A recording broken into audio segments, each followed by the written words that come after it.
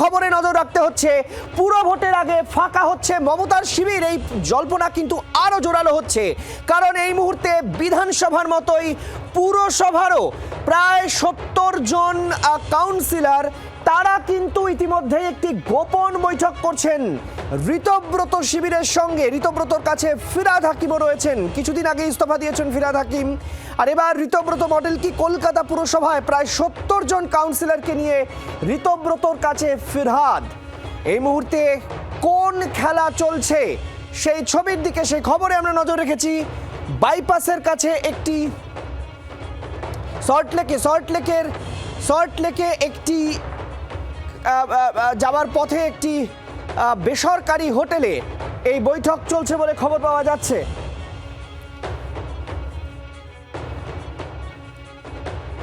Rajarhat new টাউনের দিকে একটি বেসরকারি হোটেলে এই বৈঠক, সেখানে ৭০ জন কাউন্সিলরকে নিয়ে ফিরহাদ হাকিমের সঙ্গে বৈঠকে ঋতব্রত বন্দ্যোপাধ্যায় রয়েছেন, সন্দীপন সাহাও, এবং জানা যাচ্ছে যে ঋতব্রত সন্দীপনদের সঙ্গে বৈঠকে রয়েছে জাভেদ খানও।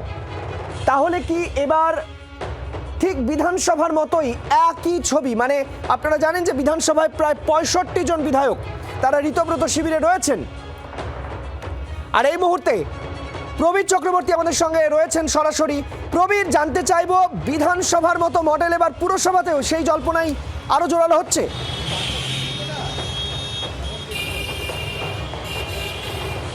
একদমই দেখো যে দুটো বিষয়, আজকে যে ঋতব্রত বন্দ্যোপাধ্যায়ের বেসরকারি হোটেলে যে বৈঠক হচ্ছে সেই বৈঠকে কিন্তু দুটো তাৎপর্য রয়েছে।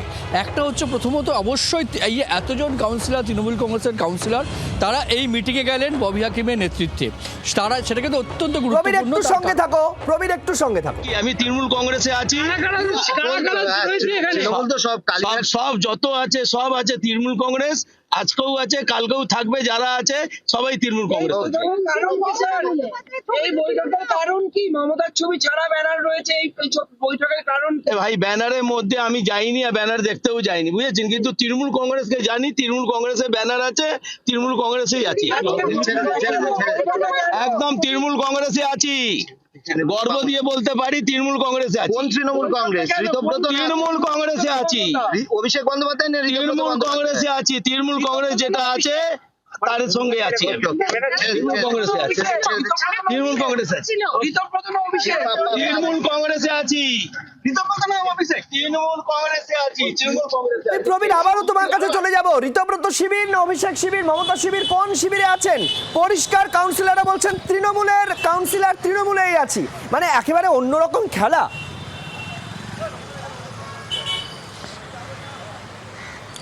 একদমই দেখো যে তোমাকে যেটা বলছি, দুটো তাৎপর্য, একটা হচ্ছে কাউন্সিলর অবশ্যই গেছেন তারা আজকে, এটা একটা বড় বিষয়। পাশাপাশি দাঁড়িয়ে যেটা আরেকটা তাৎপর্যপূর্ণ, সেটা হচ্ছে all India Trinamool Congress banner, সেখানে লেখা রয়েছে অল ইন্ডিয়া তৃণমূল কংগ্রেস। স্বাভাবিকভাবেই যারা কাউন্সিলররা বলছেন তৃণমূল কংগ্রেসের সঙ্গে আছি, সেটাই স্বাভাবিক, তারা এটাই প্রমাণ করতে চাইছে যে এটাই আসল তৃণমূল কংগ্রেস। সেখানে বিদ্রোহী বিধায়করা রয়েছেন, কাউন্সিলররা রয়েছেন, যদিও সাংসদরা তারা বলছেন এনসিপিআর সঙ্গে তারা যোগ দেবেন। যেটা বিষয় যে এই যে চেষ্টা চলছে, যে রাজনৈতিকভাবে মনে করছে যে এটাই আসল তৃণমূল কংগ্রেস, এটাকেই প্রাধান্য দেওয়ার চেষ্টা চলছে, যে এটাই তৃণমূল কংগ্রেস, অন্য তৃণমূল কংগ্রেস কোনোটা নয়, এবং এখানে এতজন বিধায়ক রয়েছে, এতজন কাউন্সিলর রয়েছে, ফলে এটাই তৃণমূল কংগ্রেস। এবং রাজনৈতিক মহল মনে করছে যে তৃণমূল কংগ্রেসের সিম্বল ব্যবহার করার ক্ষেত্রে এই প্ল্যাটফর্মকে ব্যবহার করা হচ্ছে, যার জন্য আজকে প্রথমবার এই অল ইন্ডিয়া তৃণমূল কংগ্রেস লেখা কোনো ছাতার তলায় এই বিদ্রোহী বিধায়ক তারা সেশন করছেন স্পেশাল, সেখানে কাউন্সিলররা যোগ দিয়েছেন। স্বাভাবিকভাবে অত্যন্ত তাৎপর্যপূর্ণ এই মুহূর্তে দাঁড়িয়ে বেসরকারি হোটেলে। তার মানে টেকনিক্যালি এই কাউন্সিলররা যা বলছেন, টেকনিক্যালি তারা ঠিক বলছেন, তৃণমূলের বৈঠকে তৃণমূলের লোকেরা যোগ দিয়েছেন, এতে কোনো বিড়ম্বনার জায়গা নেই। কিন্তু প্রসঙ্গ হচ্ছে তারা ঋতব্রত শিবিরে, এটা প্রকাশ্যে না বললেও জলের মতো পরিষ্কার, অর্থাৎ তারা বিদ্রোহী তৃণমূল। এখন এই প্রসঙ্গটাই আরো জল্পনার ইঙ্গিত দিচ্ছে যখন ববি হাকিম বা ফিরহাদ হাকিম এই বৈঠকে যোগ দিচ্ছেন। কি বলছেন সজল ঘোষ, শুনুন। এটা ওদের দলের ব্যাপার, ওরা আসলে কোন তৃণমূল হবে। হ্যাঁ, ওই এনসিপিআই না কি একটা নাম হয়েছে, সেই তৃণমূল হবে না, ঋতব্রত জিব্বার করা তৃণমূল হবে না, মমতার জোড়াফুল তৃণমূলে থাকবে, এইসব নিয়ে ওরা আলোচনা করছে। ওরা যা পারে করুক। হ্যাঁ, ওরা এই নির্বাচনে একজনও কেউ আর নির্বাচনের পর আর কাউন্সিলর বলে নিজেদের পরিচয় দিতে পারবে না। এই লাস্ট এই সুযোগ পেয়েছে 5 স্টার হোটেলে একটু খাওয়া দাওয়া করে। আমাদের সঙ্গে রাজনৈতিক বিশ্লেষক নীলাদ্রি বন্দ্যোপাধ্যায় রয়েছেন। নীলাদ্রিবাবু, স্বাগত জি 24 ঘন্টায়। আমি আপনার কাছে যে প্রশ্নটা রাখতে চাইবো, দারুণ খেলা। একদিকে যারা এনসিপিআই যোগ দিচ্ছেন তারাও নিজেদেরকে তৃণমূল দাবি করছেন, কিন্তু তারা এনসিপিআই যেহেতু অফিসিয়ালি তারা তাদের ছবি টবি পোস্ট হয়ে গেছে, ফলে অভিষেক বন্দ্যোপাধ্যায়ের খেলার জায়গা রয়েছে। কিন্তু এক্ষেত্রে মানে যারা ঋতব্রত শিবিরে রয়েছেন তারা কিন্তু এখনো নিজেদের আসল তৃণমূল বলে দাবি করছেন। না, একদিকে ফুটবল বিশ্বকাপ চলছে, কিন্তু এর পাশাপাশি তৃণমূল কংগ্রেসের মধ্যে যে খেলাটা চলছে, মানুষ একটু কনফিউজড হয়ে যাচ্ছে কোন খেলাটা বেশি ইন্টারেস্টিং। আসলে এখন প্রশ্ন উঠে যাচ্ছে এই তৃণমূল কংগ্রেসে আসল তৃণমূল কংগ্রেস কোনটা। তৃণমূল কংগ্রেসের মধ্যে কি মমতা বন্দ্যোপাধ্যায়, অভিষেক বন্দ্যোপাধ্যায় কার্যত ব্রাত্য হয়ে গেছে? ঋতব্রত তৃণমূলটাই কি আসল তৃণমূল? ঠিক যেমন এক সময় কংগ্রেস থেকে বেরিয়ে আসার পর ইন্দিরা গান্ধীর কংগ্রেসটাই আসল কংগ্রেস বলে স্বীকৃতি পেয়েছিল, সেই রকম কি একটা ইঙ্গিত? কিন্তু এই যে কাউন্সিলররা এক হচ্ছেন এর মূল কারণ হচ্ছে পাড়ায় পাড়ায়, ওয়ার্ডে ওয়ার্ডে যেভাবে কাউন্সিলরদের জনরোষের মুখোমুখি হতে হচ্ছে মমতা এবং অভিষেকের সঙ্গে। কিন্তু এখানে নীলাদ্রিদা একটা বিষয় মানে ভীষণভাবে নজর কাড়ার মতো, শুভেন্দু অধিকারী বলেছিলেন কেউ তৃণমূল কংগ্রেসের তরফ থেকে তারা বোর্ড তৈরি করতে পারেনি, তাই আমরা প্রশাসক বসিয়েছি। এক্ষেত্রে ফিরহাদ হাকিম 70 জনকে নিয়ে বৈঠক করছেন, তার মানে ফিরহাদ হাকিম কি অঙ্ক কষছেন? আবার হতে পারে বিদ্রোহীদের সমর্থনে তিনি পুরো বোর্ড গঠনের দাবি জানাবেন।